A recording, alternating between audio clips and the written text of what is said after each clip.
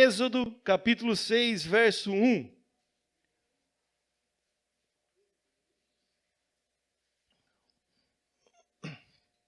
Você está aí? Amém? Segundo livro da Bíblia, Gênesis, Êxodo, capítulo 6. Aleluia. O Senhor ministrou algo ao meu coração já faz algumas semanas, complementou isso lá em Balneário e eu quero trazer para a igreja hoje sobre esse tema, amém? Então disse o Senhor a Moisés: agora verás o que hei de fazer a Faraó, porque por mão poderosa os deixará ir. Sim, por uma mão poderosa os lançará de sua terra. Falou mais Deus a Moisés e disse: eu sou o Senhor.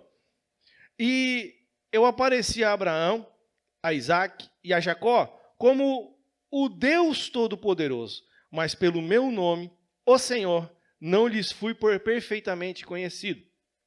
E também estabeleci a minha aliança com eles, para dar-lhes a terra de Canaã, a terra de suas peregrinações, na qual foram peregrinos. E também tenho ouvido o gemido dos filhos de Israel, aos quais os egípcios fazem servir, e lembrei-me da minha aliança. Portanto, dize aos filhos de Israel: eu sou o Senhor, e vos tirarei de debaixo das cargas dos egípcios, e vos livrarei da servidão, e vos resgatarei com braço estendido e com grandes juízos. Eu vos tomarei por meu povo, e serei vosso Deus, e sabereis que eu sou o Senhor vosso Deus, que vos tiro de debaixo das cargas dos egípcios. E eu vos levarei à terra, acerca da qual levantei minha mão, jurando que a daria a Abraão, a Isaque e a Jacó, e vô-la darei por herança, eu, o Senhor. Presta atenção. Estamos aqui numa circunstância que você deve conhecer muito bem essa história. O povo de Israel está escravizado no Egito há mais de 400 anos.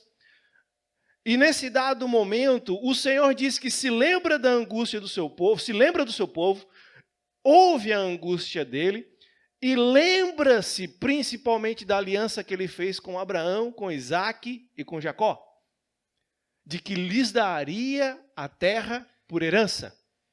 E nesse lembrar, então, ele vem, fala com Moisés e diz ao Moisés: Moisés, eu me lembrei do povo, eu escutei a sua angústia e lembrei da aliança que eu tinha com Isaque, Abraão e Jacó.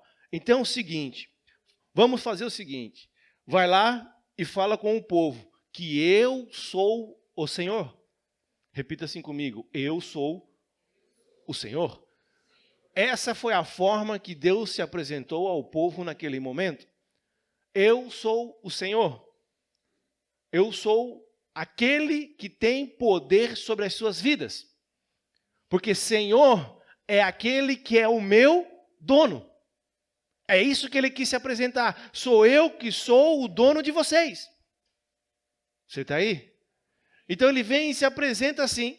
E ele começa a dizer: eu vou tirá-los da escravidão do povo do Egito e vou levá-los para uma terra que mana leite e mana mel.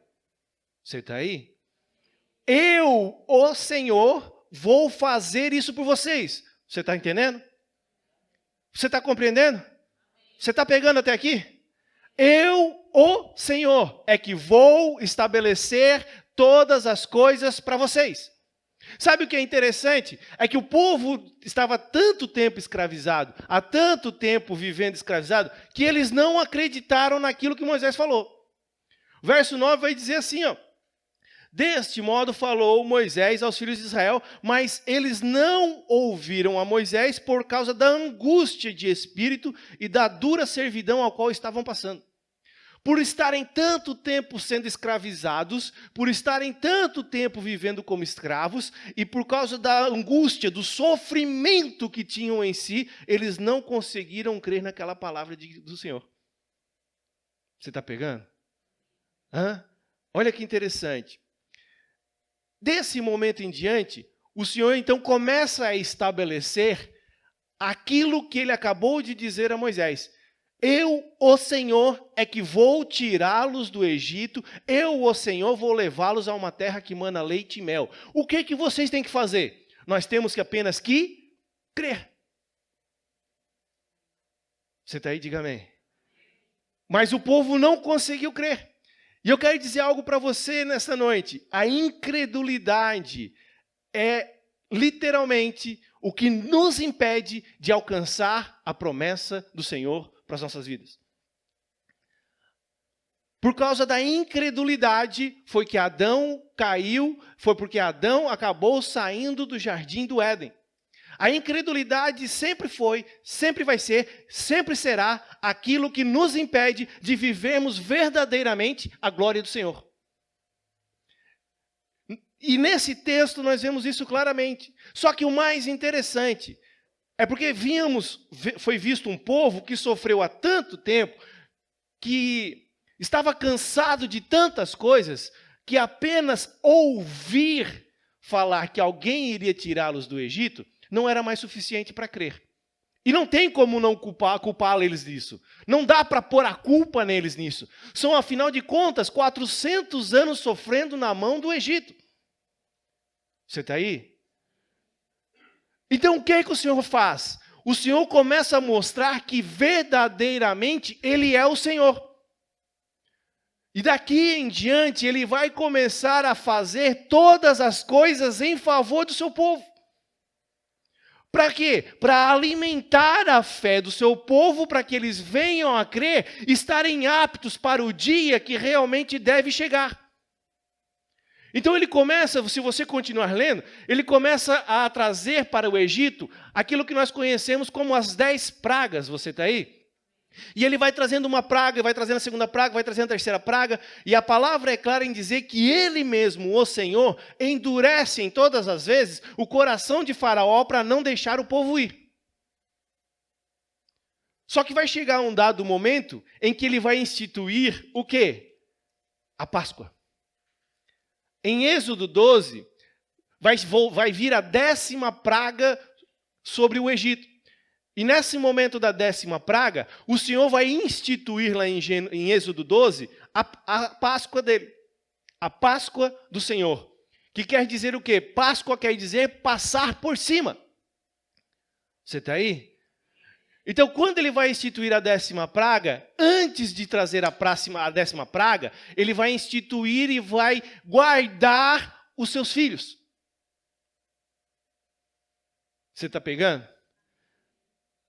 Então, ele vai lá e fala para Moisés, olha, diga ao povo de Israel, diga ao povo que eu vou passar por aí, e a casa que não tiver um umbral, eu, o Senhor, vou matar o primogênito. Mas, aonde tiver, eu vou Páscoa. Passar por cima. Você está aí? Amém? Você está pegando? Então veja, quando eu, o Senhor, fizer isso, vocês precisam fazer algo. Vocês precisam cumprir algo agora. Vocês só têm que fazer uma coisa. Está lá no verso 11 de Êxodo 12. Abra comigo, se você ainda está com a Bíblia aberta.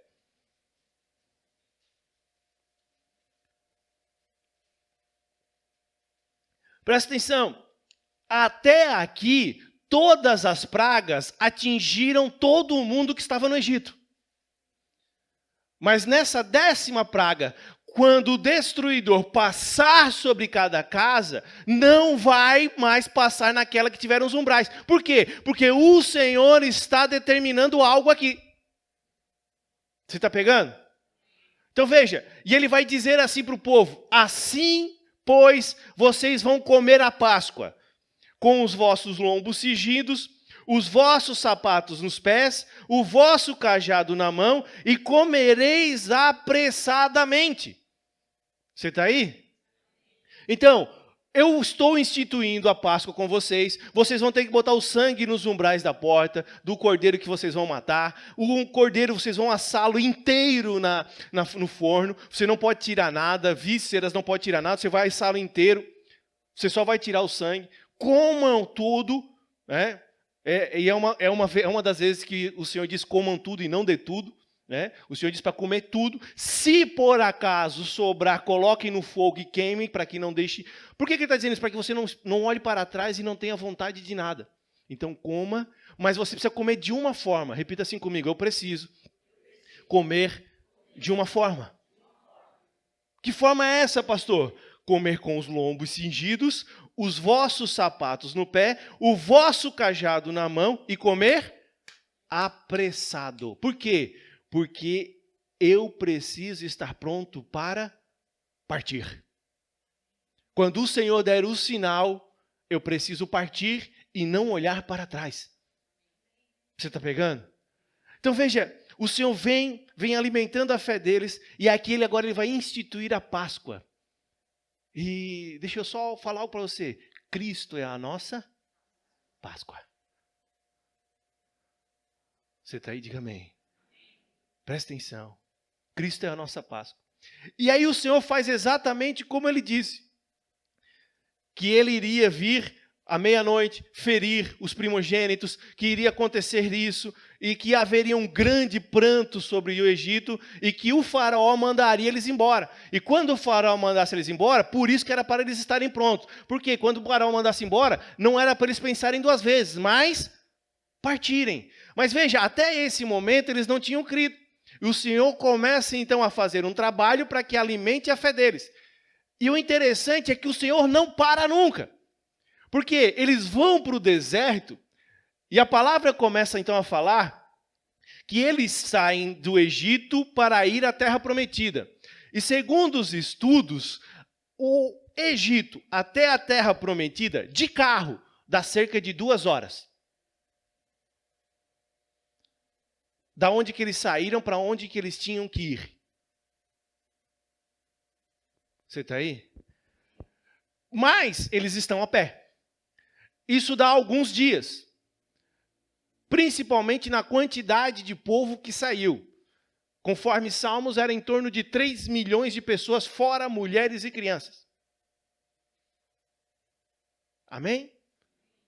Então veja, eles saem e vão para o deserto. Aí a Bíblia vai dizer assim, Gênesis 13, 20 e 21 vai dizer assim, que o Senhor fez uma coluna de nuvem durante o dia, e à noite ele era uma coluna de fogo. Para quê? Para que durante o dia eles não morressem por causa do sol, e à noite não morressem por causa do frio. Presta atenção. O Senhor, eles no deserto, o Senhor forma no meio do deserto uma coluna de nuvem durante o dia, porque o deserto em torno de 50, 60 graus durante o dia. E à noite o Senhor vem atrás deles com uma coluna de fogo, para que o deserto, que à noite faz temperaturas negativas e altíssimas negativas, não os matassem também do frio. Aí eles vão passar pelo Mar Vermelho. O Senhor abre o Mar Vermelho para eles passarem, e mais, o Senhor ainda seca a terra para eles passarem. Porque a Bíblia é tão detalhista que a Bíblia vai dizer, a palavra vai dizer que eles passaram em terra seca. Eles não simplesmente passaram na terra ali pelo lodo. Se abriu o Mar Vermelho e eles passaram em terra seca, a palavra vai dizer. Então veja, olha o quanto o Senhor está alimentando a fé deles. Olha o quanto o Senhor está fazendo com a fé deles. Aí chega no ponto crucial que eu quero dizer para você nessa noite.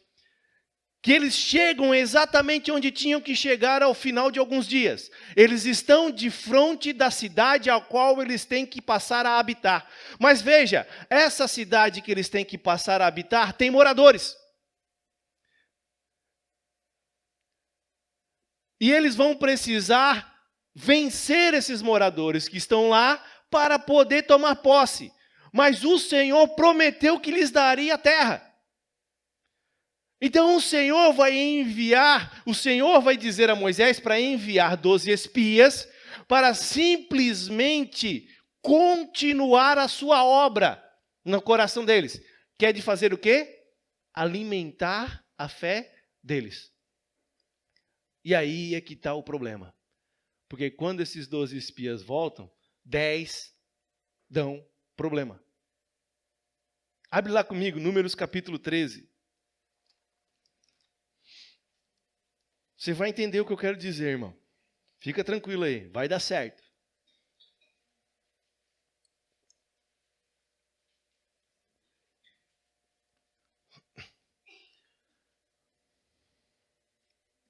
Números capítulo 13. Você está aí?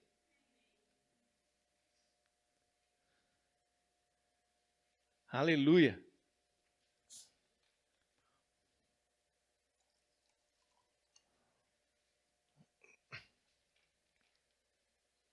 Precisamos pensar em comprar cadeira nova. Aleluia. Glória a Deus. Números 13 vai dizer assim, ó. E falou o Senhor a Moisés dizendo. Quem que falou com Moisés? O Senhor.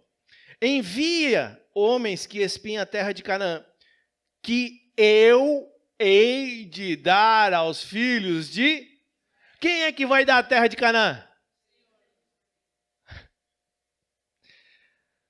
De cada tribo de seus pais, enviareis um homem, sendo cada um príncipe entre eles. E enviou Moisés do deserto de Parã, segundo a ordem do Senhor. Todos aqueles homens eram cabeças dos filhos de Israel. E aqui então ele vai dizer o nome de cada um. Vamos para o verso 16. Estes são os nomes dos homens que Moisés enviou a espiar a terra. E a Oséias, o filho de Num, Moisés chamou de Josué. Enviou-os, pois, Moisés a espiar a terra de Canaã, e disse-lhes, subi por aqui para o lado sul, e subi a montanha, e vede que terra é e povo que nela habita, se é forte ou fraco, se pouco ou muito, e como é a terra que habita, se é boa ou má, e quais são as cidades em que eles habitam, se em arraiais ou em fortaleza. Também, como é a terra, se fértil ou estéril, se nela há árvores ou não, e esforçai-vos e tomai do fruto da terra. E eram aqueles dias, os dias das primícias das uvas. Amém? Então veja, a diferença entre primícias e a diferença entre o restante da colheita, para você entender. Primícias são aqueles frutos que nascem primeiro. Amém? Então veja, Moisés dá uma ordem para ele muito simples, a ordem que Moisés dá para eles. Olha, o Senhor disse que vai nos dar a terra por herança. Ele vai dessa terra. Agora vocês subam lá, simplesmente retornem e digam assim, ó, para mim, ó Moisés, essa terra é boa, não é má. Os que habitam nela são fortes, são fracos. Eles têm fortalezas, não têm fortalezas. A terra é fértil ou não é fértil. Você está entendendo simplesmente? Era só para vir com um relatório daquilo que eles estão vendo. Olha que simples que foi a direção que Moisés deu para aqueles 12 espias. Então eles vão lá. Diz assim, assim subiram, verso 21, e espiaram a terra desde o deserto de Zim até Reob, a entrada de Ramate. E subiram para o lado sul e vieram até Hebrom, e estava ali Aimã, Sesá e Talmai, filhos de Anak. Hebrom foi edificada 7 anos antes de Zoã, no Egito. Depois foram até o vale de Escol, e dali cortaram um ramo de vide com um cacho de uvas, o qual trouxeram 2 homens, um cacho de uva. Você pegou? Olha como era frutífera essa terra. Um cacho de uva, 2 homens foram necessários para carregá-lo. Sobre uma vara, como também das romãs e dos figos. Chamaram aquele lugar o Vale de Escol, por causa do cacho que dali cortaram os filhos de Israel. E eles voltaram de espiar a terra ao fim de 40 dias. Ficaram lá 40 dias espiando a terra. Ao fim de 40 dias voltaram.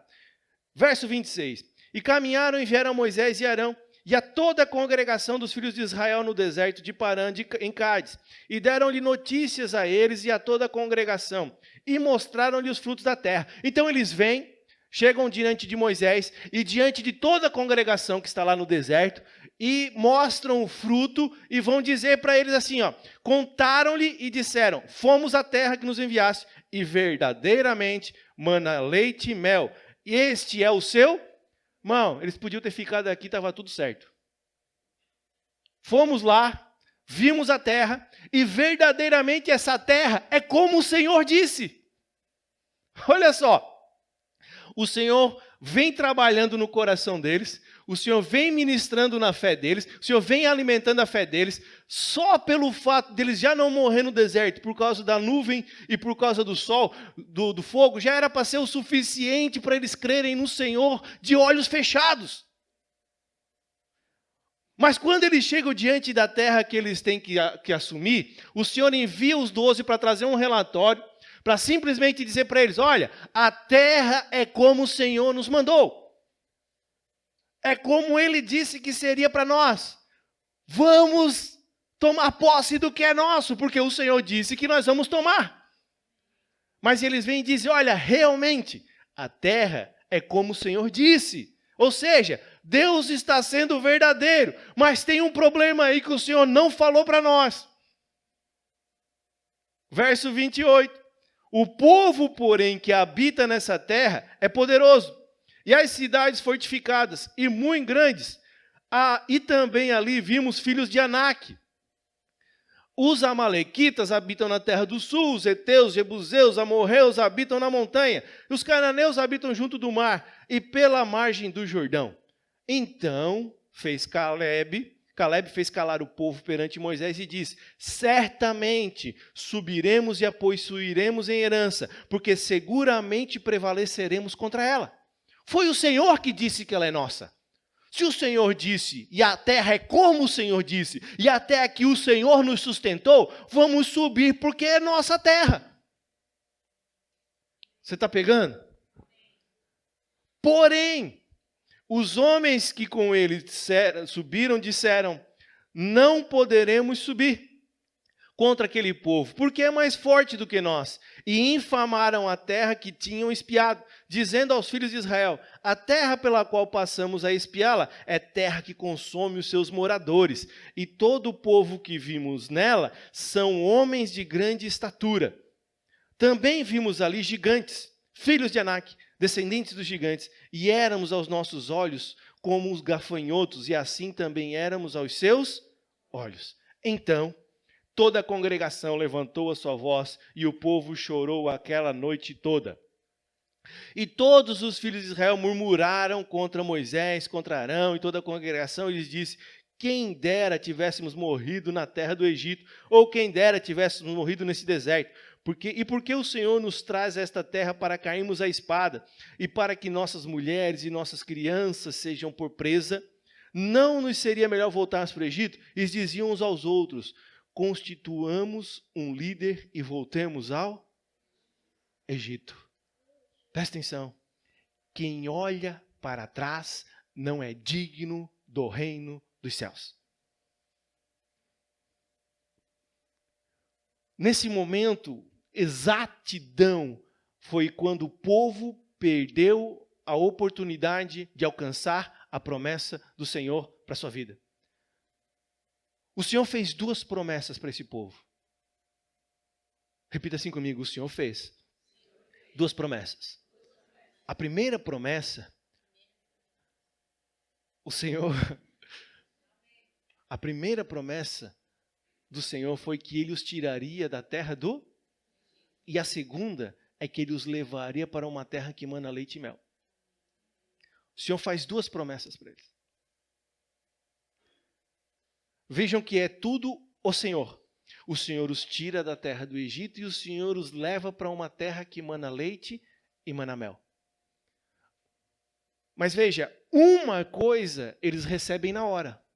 A outra vai levar um tempo. E por causa da incredulidade deles, eles morreram praticamente todos no deserto. Somente os que nasceram no deserto entraram na terra prometida. Por cada dia que eles espiaram a terra, foi um ano que eles passaram no deserto. O Senhor disse, 40 dias, 40 anos no deserto. Por um simples detalhe, o Senhor falou, eles só tinham que tomar posse para viver o que o Senhor falou. Por mais que eles estivessem olhando com os seus olhos dificuldades, enfrentamentos, guerras, rumores de guerras, todos aqueles problemas que passamos na vida, todos aqueles problemas que eles pudessem ter na vida, por mais que eles gerassem para a dificuldade agora, eles não tinham que olhar para ela, eles tinham que olhar para o Senhor, e o Senhor que prometeu iria cumprir. Mas veja, assim como o Senhor fez 2 promessas para aquele povo, o Senhor tem 2 promessas para a minha vida e a sua vida. O Senhor também tem 2 promessas para nós hoje. Pastor, quais são as nossas promessas, pastor? A primeira promessa é que Ele nos tiraria desta terra. E a segunda promessa é que Ele não vai nos levar para uma terra que mana leite e mana mel. Mas eu ainda estou nessa terra, pastor. Sim, mas você vive nesta terra como forasteiro dela. O Senhor já tirou a sua vida daqui. Agora é só uma questão de tempo, de amadurecimento, de crer, de tomar posse pela fé, de não se mover pela incredulidade para alcançar aquilo que já é seu. Mas que Ele vai dar para você, você não pega e alcança sozinho. Aquilo que nós conhecemos na igreja hoje como salvação e reino. Você recebe dele a salvação, você recebe dele uma promessa, você alcança dele um favor. Depois que você alcança esse primeiro favor, ele começa a conduzir a sua vida. Ele começa a levar, a carregar a sua vida. Para onde, pastor? Para a terra que mana leite e mana mel. Mas qual é o problema? O problema é que estamos no deserto, vivendo no deserto e olhando para o Egito, olhando para a terra a qual nós não somos mais participantes. E amamos essa terra de tal ponto que queremos voltar para ela. Você está pegando? Isso. O mundo é melhor do que a igreja. As coisas deste mundo são melhores. Irmão, todas as coisas que o mundo tem para nos oferecer são passageiras. Podem ser bom hoje. E todo o sacrifício que fazemos pelo Senhor hoje nos dá a eternidade por herança. Mas a outra coisa que ele falou para aquele povo, ele fala para nós hoje. Ele disse para aquele povo, como é que vocês vão comer a Páscoa? E nós comemos a Páscoa hoje também. Não como o mundo comemora. Nós comemoramos a Páscoa como a palavra nos ensina. Como que a palavra ensina, pastor? A palavra ensina que a nossa Páscoa é Cristo. E Cristo está na ceia. Então, todas as vezes que ceiamos, nós estamos comemorando a Páscoa. Você está aí? Todas as vezes que nós ceiamos, nós estamos comemorando a Páscoa. A questão que está hoje, e a pergunta que fica hoje, como você está comemorando a Páscoa? Porque só existe uma forma de comemorar a Páscoa. Só existe uma circunstância, só existe uma direção de Deus, só existe uma ordem de Deus para você comemorar essa Páscoa. Com os vossos lombos cingidos, sapatos nos pés, cajados na mão e apressadamente. O Senhor não mudou. O Senhor não muda, Ele é o mesmo ontem, hoje, será eternamente. Você está pegando? Não mudou nada. Hoje ainda, todas as vezes que vamos para a Páscoa, todas as vezes que comemoramos a Páscoa, todas as vezes que vamos para a mesa do Senhor, há uma direção do Senhor para as nossas vidas. Que direção é essa, pastor? Esteja pronto, apto para ir embora. Porque eu, o Senhor, a qualquer momento, vou introduzi-los na terra que eu preparei para vocês.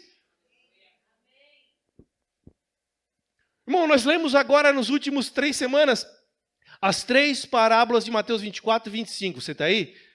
E se você parar para perceber, Mateus 24, verso 44, vai dizer assim, ó: por isso estáis vós apercebidos também, porque o Filho do Homem há de vir numa hora em que não penseis. Lembra o que eu falei sobre isso? Que nós precisamos estar prontos para ir embora? Estamos neste mundo, mas como não somos mais participantes deste mundo, porque nós não somos mais alguém deste mundo, porque nós não pertencemos mais a este mundo. Nós somos do Senhor. Nós temos um dono. Quando ele diz, eu sou o Senhor, ele está dizendo para mim e para você, eu sou o dono das suas vidas. Eu os comprei com o meu sangue que eu derramei na cruz do Calvário. Eu os comprei. A Bíblia vai dizer que ele nos comprou por um alto preço. Irmão, eu acho que você não entendeu. Quando nós entendemos que ele é o nosso Senhor, que ele verdadeiramente diz, eu sou o Senhor, nós não temos opção mais de escolha e de direção. Nós temos que segui-lo. O povo, por não segui-lo, morreu no deserto.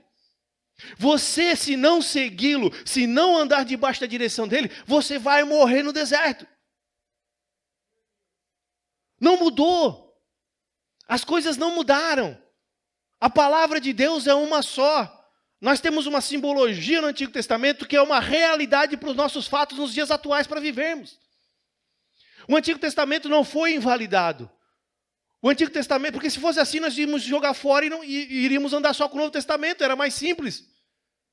Mas ele é válido, porque Hebreus vai nos dizer que ele é a sombra das coisas as quais nós vivemos hoje. Aquilo que o povo viveu, as mesmas coisas nós vivemos hoje. Você está pegando? Assim como eles comeram aquela Páscoa, prontos para ir embora, assim nós precisamos vir todas as vezes para a ceia do Senhor com o coração pronto para partir com Ele. Mas sabe como é que temos vindo hoje?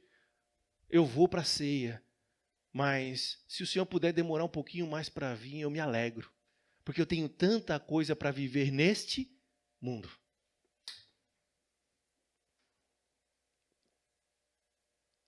Eu ainda tenho sonhos, pastor. Eu também tenho sonhos, irmão. Eu também tenho planos, eu também tenho projetos, mas eu vivo a cada dia como se o Senhor voltasse para me levar. E eu digo para Ele, Senhor, hoje é um dia propício.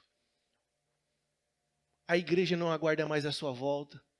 A igreja tomou conta de decidir viver as grandezas desta terra e só viver as coisas desta terra. O Senhor está pronto, pode voltar. Eu estou aqui, eu quero ir com o Senhor, porque neste mundo nada me serve.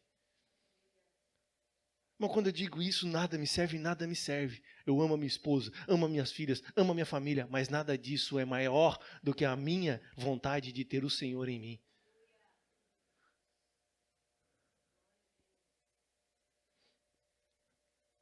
Você está pegando? Hã? Olha que interessante, ele fala lá em 2 Pedro, capítulo 3. Abre lá sua Bíblia comigo rapidamente. Olha o que Pedro vai dizer aqui.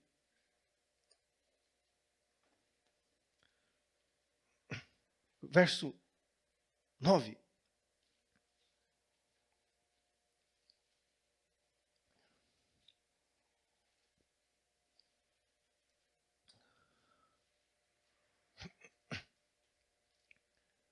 Segunda Pedro, capítulo 3, verso 9.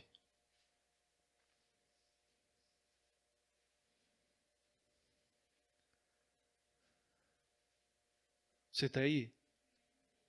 Tem gente abrindo ainda. Vamos lá, eu preciso ler esse texto. Olha só. O Senhor não retarda a sua, Ele não atrasa. Ainda que alguns a tenham por tardia, mas é longânimo para conosco, não querendo que alguns se percam, senão que todos venham a se arrepender. Mas o dia do Senhor, e esse o dia do Senhor não é um dia, esse o dia do Senhor tem nome, é Cristo. O dia do Senhor virá como um ladrão de noite, no qual os céus passarão com um grande estrondo, e os elementos ardentes se desfarão, e a terra e as obras que nela há se queimarão. Olha só, quando Cristo vier, a palavra está dizendo que os céus vão passar e essa terra vai passar.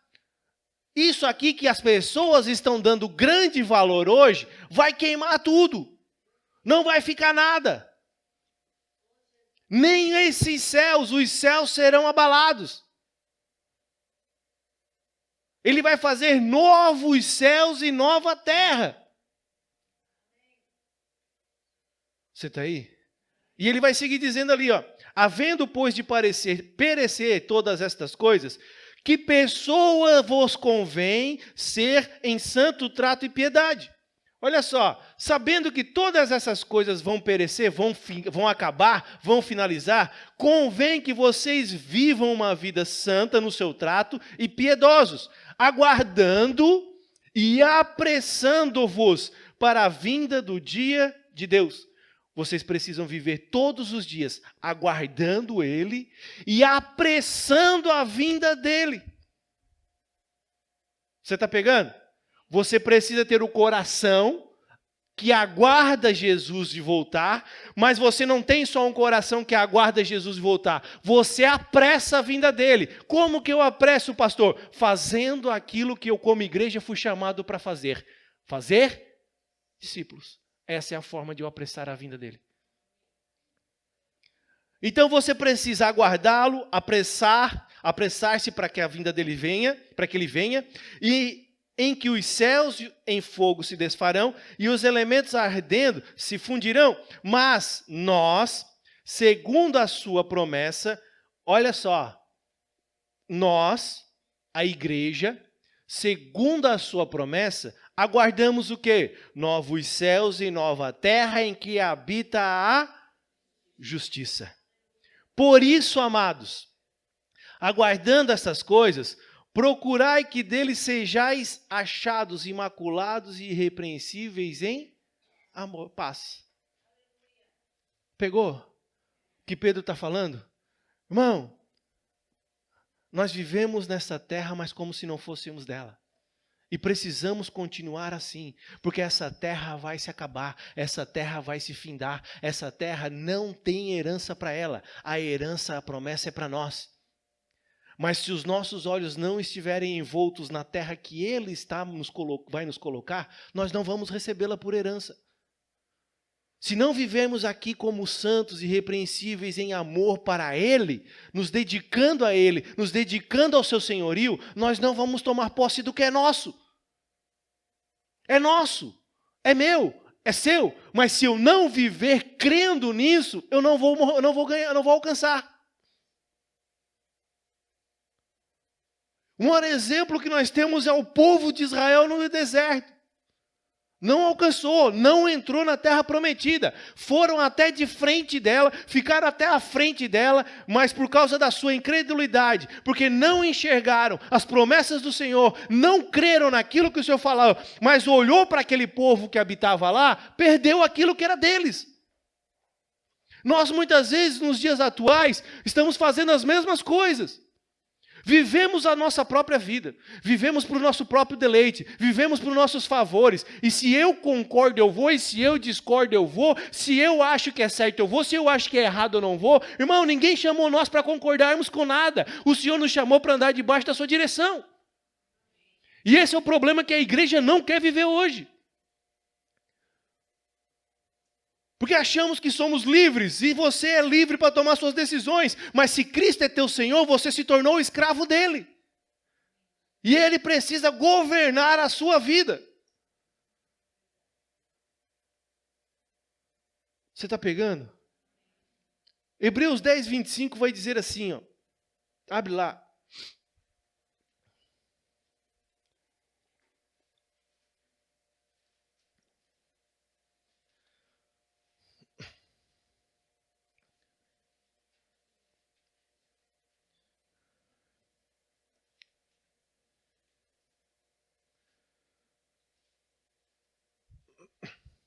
Você está lá? Hebreus capítulo 10, verso 25.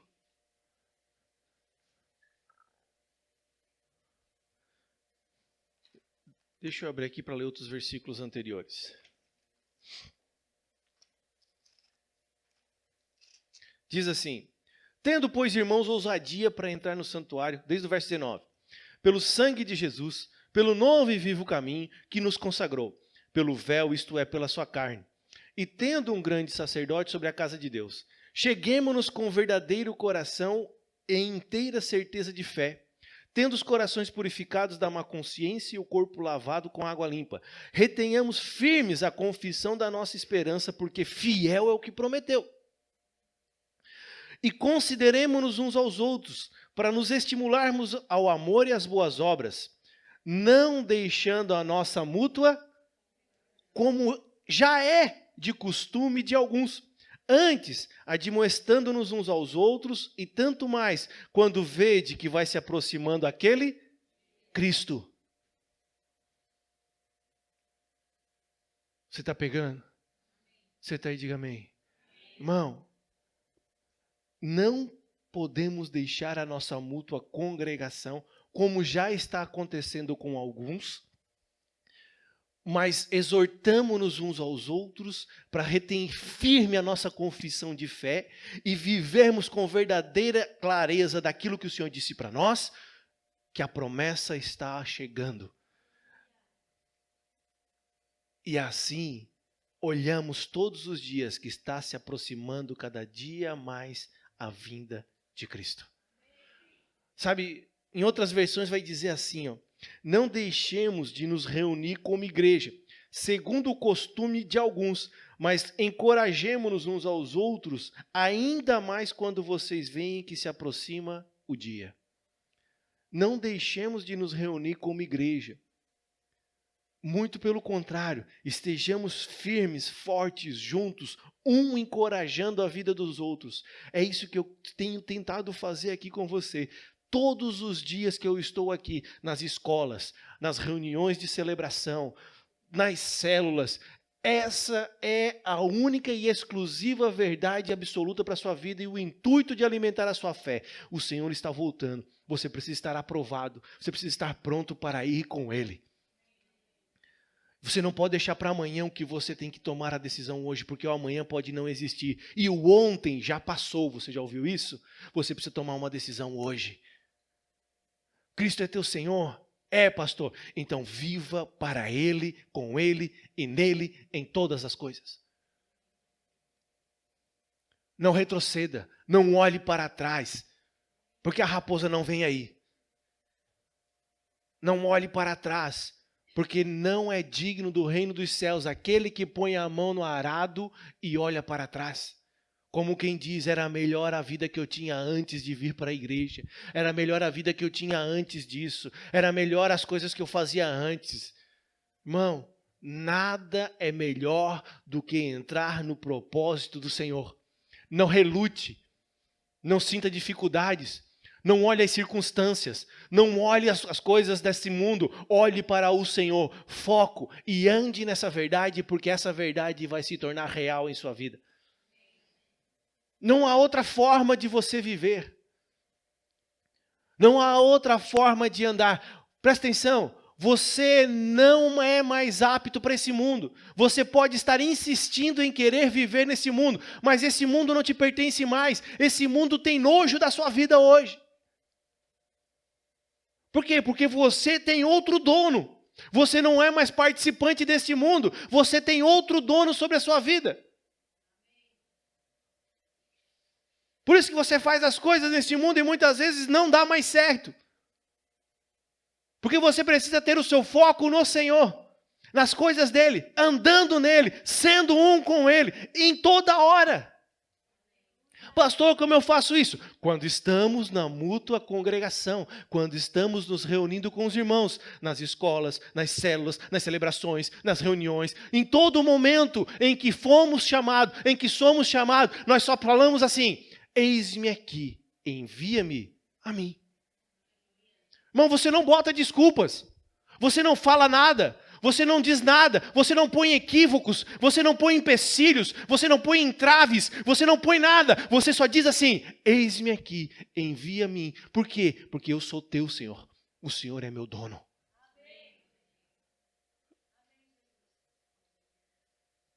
Não tem mais nada para fazer.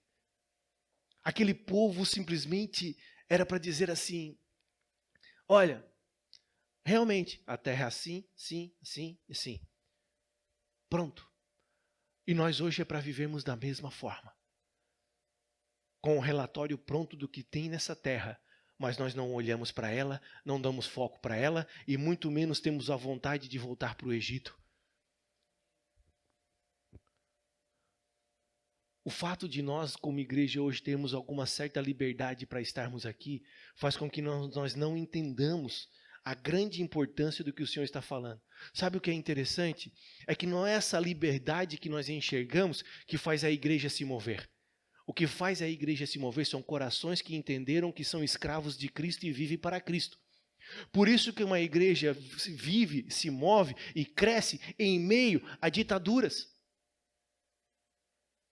Por isso que uma igreja não morre em meio a quando ela está sendo perseguida. Por isso que ela sobrevive e permanece. Por quê? Porque as pessoas olham para suas vidas e dizem, eu não tenho mais nada com esse mundo, eu não tenho mais importância para esse mundo, eu posso morrer, agora Cristo em mim é a esperança da glória. Cristo em mim é a verdadeira importância para permanecer firme. Então não importa se eu estou sendo perseguido, não importa se eu vou ser perseguido ou não, o que importa é que eu tomo uma decisão, eu me posiciono hoje de viver o melhor de Cristo nessa terra. Eu escolho isso.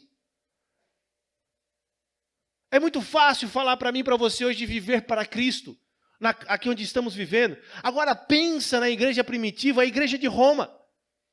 Paulo vai dizer assim para eles, retenham firmes a vossa confissão de fé, sigam firmes. Irmão, os caras estão sendo perseguidos, eles saem na rua, veem os seus irmãos em Cristo sendo queimados em praça pública, servindo de luminares para a cidade de Roma. Se você já viu o filme Apóstolo Paulo, é um dos filmes que mais procura reter como a Bíblia ensina. Aí vem Paulo e diz assim, firmes, porque a nossa promessa não está neste mundo, a nossa promessa está na terra que Ele há de trazer para nós. E Ele há de nos colocar, por isso sigam firmes, retenham firmes a vossa esperança, perseverem até a morte.